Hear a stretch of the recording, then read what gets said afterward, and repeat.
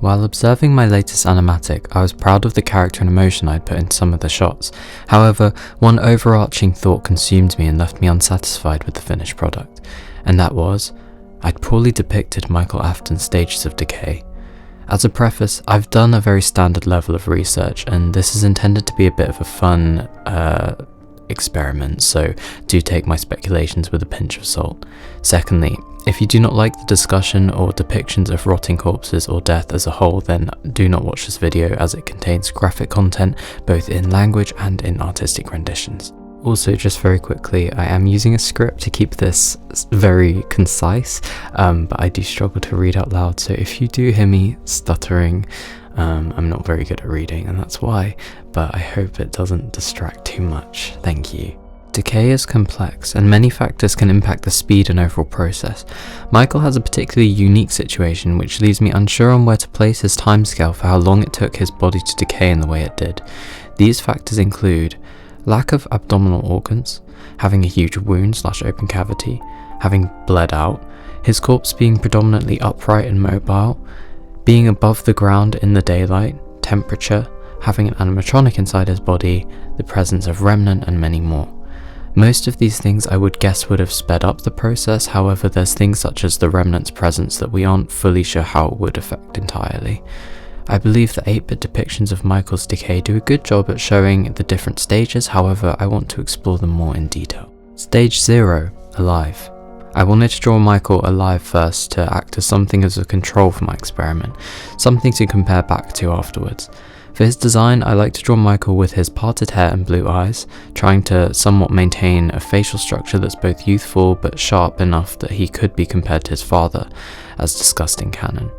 While there isn't necessarily a canonical design in the games for William Afton, I always keep the Dave Miller design in the back of my mind from the books when imagining him. The slightly unnerving blue eyes and bags under them, pointy upturned nose and hollow cheekbones. Still, I tried to lean closer to the 8-bit design of Michael for the colour palette when I usually draw him with quite a pale complexion. Honestly, I was just experimenting. Stage 1, fresh. The stage begins immediately after death occurs. Alga mortis, rigor mortis and liver mortis all take place during this stage, in that order. With alga mortis, the body reduces in temperature until it reaches the same temperature as the room. Rigor mortis is where limbs begin to stiffen a few hours after death. Sometimes because of this, the face can contort into a grimace, otherwise known as a death smile, due to the unnatural tensing of facial muscles. Liver mortis is where the blood begins to pool as it is no longer circulating throughout the body, causing dark purplish discoloration where gravity has pulled it down, a paleness in areas where it no longer reaches. Skin will shrink slightly, which can give the appearance of the nails growing. Flies may begin to gather, abdomen will appear greenish and start to bloat slightly due to the gases produced by anaerobic bacteria. Blistering of the skin may occur due to autolysis, which is the natural breakdown of cells.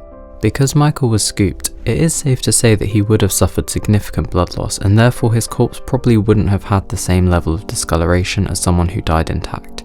He may appear paler with less blood pooling. His abdomen will not bloat as it was scooped out. In terms of his body stiffening, we can guess that due to him being up and walking, that Ennard didn't find it difficult to control the stiffened body, showing just how strong Ennard must be while puppeting Michael around. Stage 2. Bloat.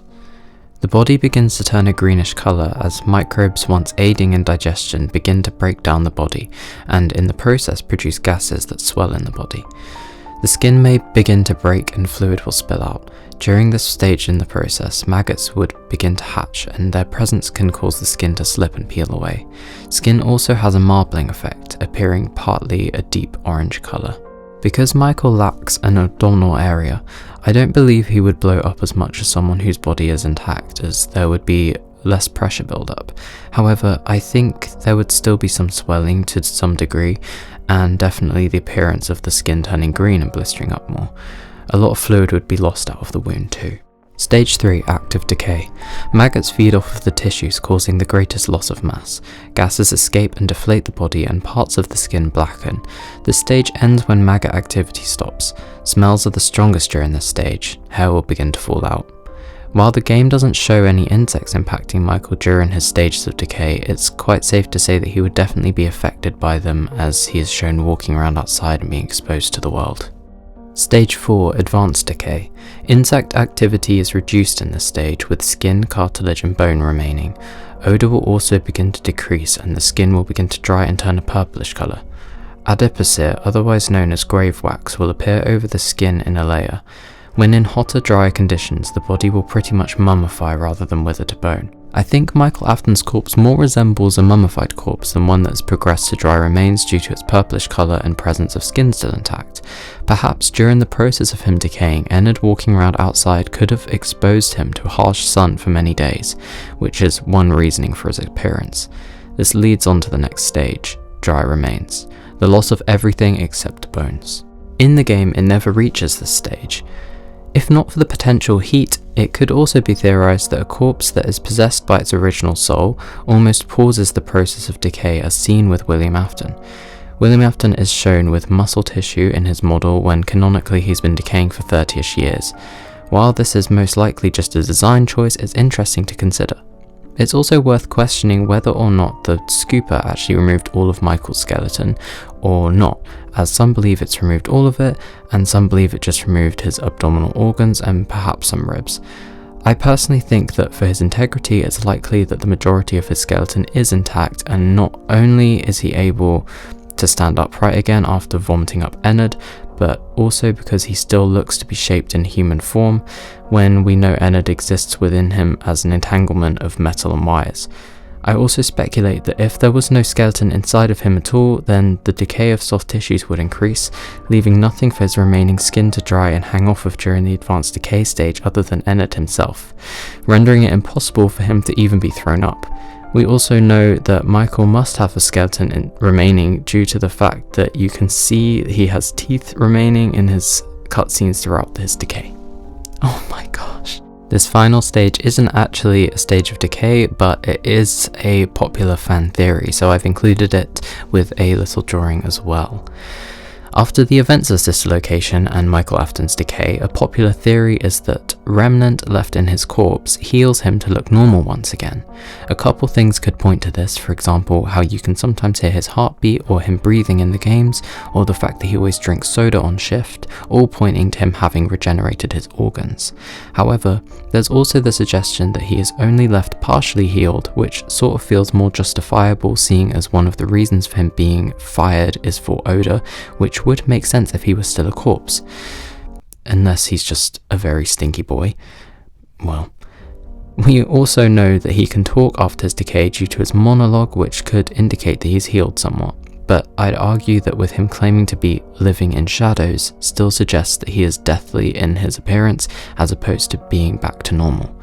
Some fans will often draw Michael looking much more intact after his decay, with his hair, fingernails, nose and much less destroyed skin and body.